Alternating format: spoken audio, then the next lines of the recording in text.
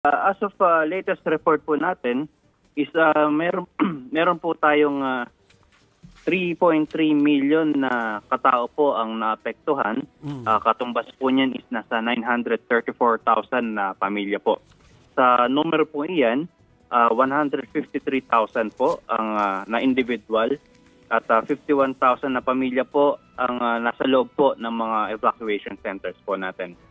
Then sa casualties po natin, meron po tayong 12 namatay pong naitala. 2 po dyan is confirmed o may kinalaman po talaga sa nagdaang bagyo. At 10 naman po ay for confirm or for validation o chinecheck pa po natin yung circumstance ng kanyang pagkamatay is may kinalaman po talaga sa nagdaang bagyo o hanging habagat.